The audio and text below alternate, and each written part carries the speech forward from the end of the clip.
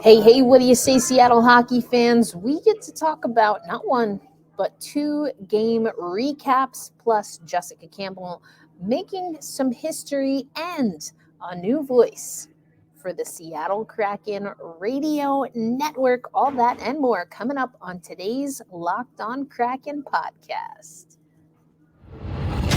You are Locked On Kraken, your daily podcast on the Seattle Kraken, part of the Locked On Podcast Network, your team every day. We are the Seattle Kraken.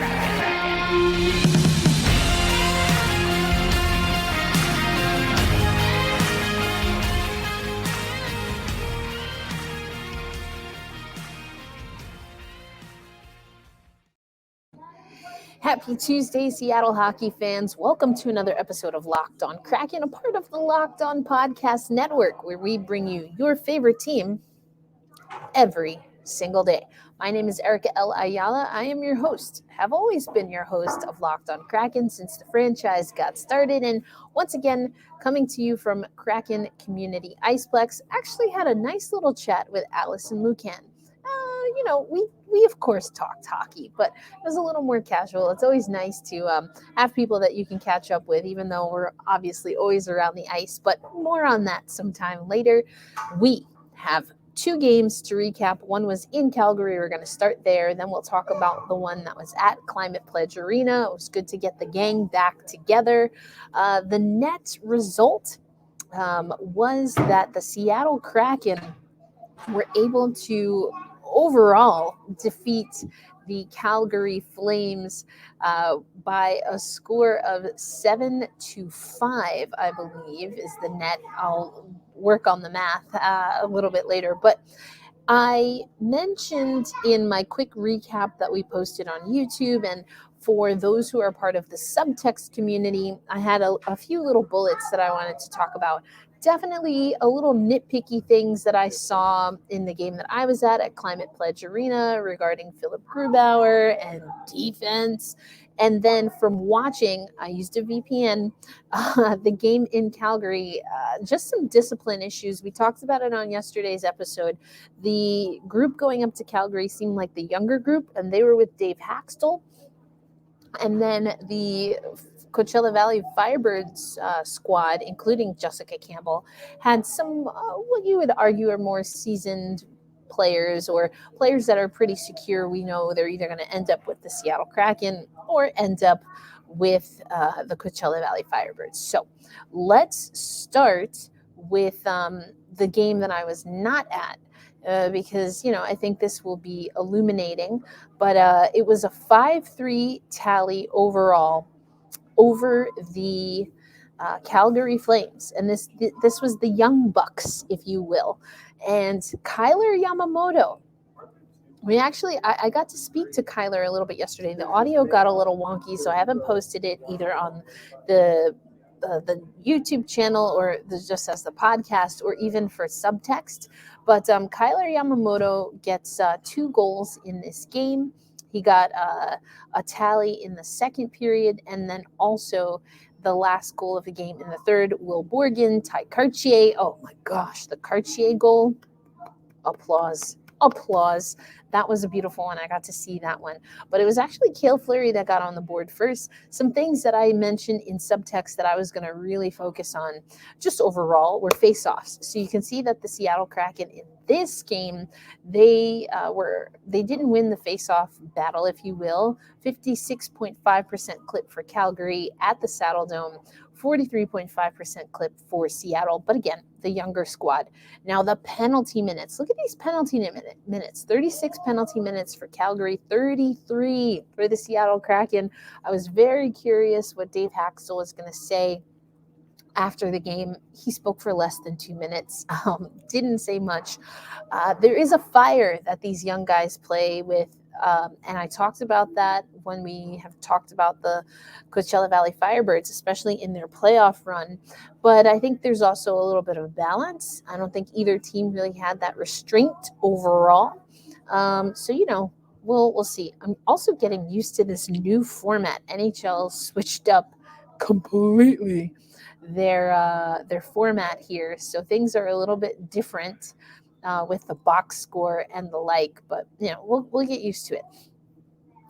But as I mentioned, Dave Haxtell didn't really speak for long, but I thought it might be fun for you to hear what he had to say. So let me take you over to Dave Haxtell. This is him talking immediately after the 5-3 game up in Calgary at the Saddle Dome. All right. Overall impressions of Shane Wright and Kailer Yamamoto? Well, those two guys had a good, hard-working night. It was nice to see Yamo get a couple on the power play and played a pretty good 200-foot game. Ryder's he's showing progress. He's taking a step. I liked his game tonight. He competed hard and in the competitive areas of the game. So those are all positive signs. Chris Drieger got some games in last year, but how did you like his game tonight? It was it's one of those games where number one, we spent a lot of time on the PK. So it wasn't a ton of flow that he was able to be in the middle of a game in 5-on-5 flow of play, but he did a pretty good job on the PK. The one unfortunate bounce off of off Borgen's shin pad and in, that's one that's it's a tough play. You'd love to see him seal the bottom of the net, but overall I thought Driegs was solid and sound, and he carried forward the work that he's done in the first couple of days of training camp. So you heard Dave Haxtell a little bit talk about Chris Drieger. He also talked about Kailer Yamamoto and Shane Wright. It's hard, as you heard Dave Haxtell say, to really get a gauge on goaltending, just because you really don't know what you're going to get. But I'll talk a little bit more about that in the next segment, or in a little bit when we talk about the next game. But okay, speaking of the next game, let's just get to it right now. So once again, the Calgary Flames and the Seattle Kraken go head-to-head. This one would actually go to an overtime shootout. And this is where goaltending for me was a little bit dicey. I did like Joey Daccord. He got, he came out in the second period. So he played from the second period through overtime and in the shootout. And the first shootout goal, he just kind of hit his glove and then bounced in. And the other one, not great either. So, I think overall, great in regulation, maybe a little bit shaky, if you want to say, in the shootout, which we know shootouts are important. The Seattle Kraken, this seemed like the more disciplined team. Belmar. I am a fan of Belmar. Talked about it yesterday. He was putting in time with some of the rookies before the teams left, either for CPA in his case or for the Saddle Dome. And he was a calming presence. He wasn't making a lot of mistakes. He was doing everything that he needed to do. And he just looked really smooth out there, I think, were some of my notes that I sent over to Subtext. Also on the Subtext note I sent over last night after the game, some of the things about Joey Daccord. Now, regarding Philip Grubauer, serviceable. It was the Hunt goal, I believe, was the first one that I tweeted this, or I put it in Subtext, that, it was a good initial save by Philip Grubauer. Puck goes into the corner, so he's outside of the crease a little bit. And then Calgary, they recover puck retrieval in their offensive zone, and they shoot immediately on net. And that's the goal. So for me, there's a few things going on there. 50-50 pucks or hustling, getting the puck out of the zone, making sure that even if the play is quote unquote dead, that you're still active, what your assignment is. That goes for Philip Grubauer, but of course also the defense. I thought that was just, again, probably one that Philip Grubauer wanted back. The second goal, and I said I wanted to see the replay. I haven't really gotten to see too much of a replay of this, but Vince Dunn, if you listen to the show a lot, I'm talking you're an everydayer, I'm talking you're an OGer, I'm talking you comment on YouTube, you're a part of Subtext. There are a few things that burn my grits. Burn my grits. And defensive positioning is one of those things. Vince Dunn had the opportunity to front his defensive assignment, the skater in front of him, and go body to body, stick to stick. Instead, he reached out. That gave the Calgary Flames some space, and they get a goal. In the grand scheme of things, is it the end of the world? Absolutely not. Those things are going to happen in sports, in hockey. But when it comes down to the fine details, and everything that I've been hearing, that I've been asking about, that people have been responding, is that this right now, these are the building blocks so that a team like the Seattle Kraken, who a lot of people thought arrived early, weren't supposed to make the playoffs, weren't supposed to get to the second round of the playoffs, everything that they did now in training camp, in preseason, gave them what they needed to make that deep run. And if they want to make a deeper run, you got to clean those things up. So it's the first preseason game, but Vince Dunn knows better than that. And you just got to put in the work. So am I being nitpicky? Hello. Yes, absolutely I'm being nitpicky. But you know what?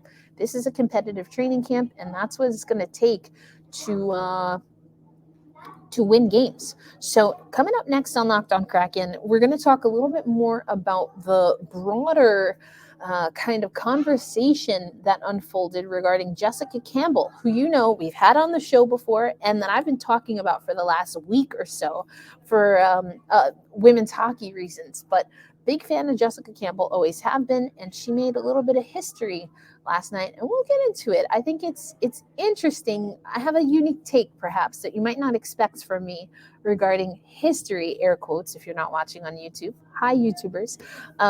We'll talk about that coming up on Locked On Kraken. Today's episode of Locked On Kraken brought to you by FanDuel. Right now, new customers will get $200 in bonus bets guaranteed when you place a $5 bet. That's right, $200 in bonus bets guaranteed. That's win or lose. And hey, we've talked about future bets. Of course, they have player props, spreads, over-unders, so much more. A lot of this is, of course, geared to the NFL, but you can still see really great stuff for the NHL. And as our season comes together, we have a few more stats. We know what the rosters are looking like. I'm going to make sure that should you want to go, head over to FanDuel, put some money down, that, you've got an informed kind of decision and idea that you can make. So visit FanDuel.com/lockedon and kick off the NFL season. FanDuel, the official sports partner. FanDuel, the official partner of the National Football League. All right, Seattle hockey fans, thanks once again for joining us here on Locked On Kraken, making us a part of your daily destination. Tomorrow, we have a squad cast for you. It's in the Pacific Division. If you're an everyday or an OGer, you probably know what this is going to be. I'm not going to tease it, though, any more than that. If you know, you know. And we've got another squad cast that I've confirmed coming up, and that's for one of our two first opponents. You probably also know that if you're an everyday or OGer. Not going to spoil it. If you're on Subtext, I'll let you know a little bit more about that. But, I want to talk about Jessica Campbell. Jessica Campbell, I mentioned it was a split squad. We talked about how Dave Haxtell was going to go up to the Saddle Dome, so that left some bench boss openings, if you will, or we needed double the amount of bench bosses for 2 games. So Jessica Campbell was an assistant coach on the ice last night, on the bench, I guess I should say, last night. And on the one hand, it was really cool, the first woman to coach for the Seattle Kraken. But if you listen to the Locked On Kraken show, and I've been talking about this even in the last few days, we should not be surprised. This should not be a novelty. This should be nothing that, it should be more than it is. I'm all here for firsts. I've made history as a woman in hockey, as a Black woman in hockey, as a Latina in hockey. And so I'm always here for that. Give people their flowers. There are a few caveats. One, this is preseason.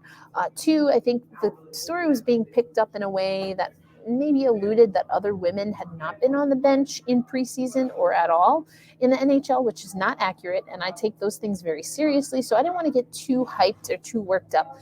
What I will say is, and this should be evidently clear to the everydayers and the OGers, I am a huge fan of how Jessica Campbell and Dan Bylsma focus on player development. And I've been talking that Jessica Campbell is a part of the player development process a la the draft for the new Professional Women's Hockey League, PWHL, Ottawa team. And we're working on this. I need the good energy, all right? Good energy, Locked On Kraken listeners and viewers, because I want to spend some time really getting into the hockey mind of Jessica Campbell. But for now, let's just hear what she had to say at Climate Pledge Arena. She's the one who gave us our game recap after the overtime game. On the scoreboard, but what were reasons for optimism in your team, and what do you want to tackle when camp resumes in a couple days? Yeah, I think tonight's, obviously our focus was just laying the foundation for the year, and I think there was some very positive moments to build on, and I think both teams, both ways, we didn't capitalize perhaps to get the result we wanted, but there's some good to take out of it, and I know the team's good. Maybe for the first time. Absolutely, it's great. I mean, that's obviously what the AHL is all about. It's one of the best, if not the best, development league in the world. And so to see them on this stage and getting to make the plays and show their skill set and really fight for a chance to play for the Kraken, it's awesome to see and to stand behind.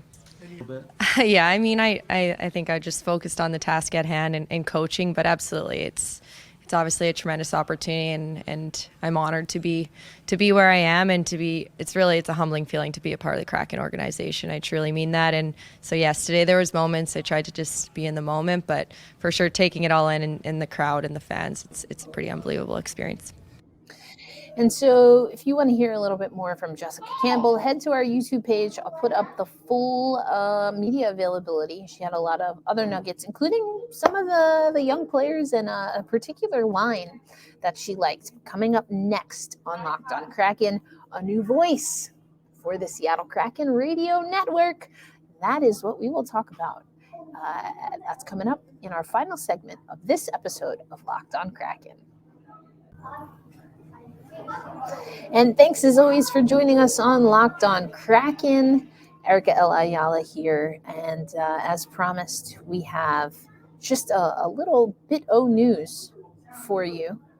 And that is that the Seattle Kraken have a new voice that will join Mike Benton and, of course, the one and only Everett Fitzhugh in the booth for radio. And he is someone that folks in the area know. This was announced. I mean, I was already at Climate Pledge Arena. Now, granted, I got there early, so, there's that. But I was a little surprised it was announced so close to game time. But it's Al Kaniski, named Kraken Radio Color Analyst. He will join the overall Kraken audio network. These are his comments. It's an honor to join Everett and Mike on the radio broadcast. It's been incredible to watch the impact that the Kraken has had in just 2 seasons, and I want to continue to entertain and inform fans across the region. Hockey games can be a real roller coaster of emotion, and I hope we can bring them inside the booth with us every game. Originally from Vancouver, BC, he lived in Seattle for over 3 decades. And they raised their family here, him and his wife. He played with the Thunderbirds and also in Saskatchewan. He totaled 83 points, 27 goals, 56 assists in 149 regular season games. So I think it's pretty cool that there's someone with ties to the area that will join the network. So we'll talk about that a little bit more, but that's our show for today. And we'll have more for you coming up as I am still here in Seattle. I even got some swag, as you can see here.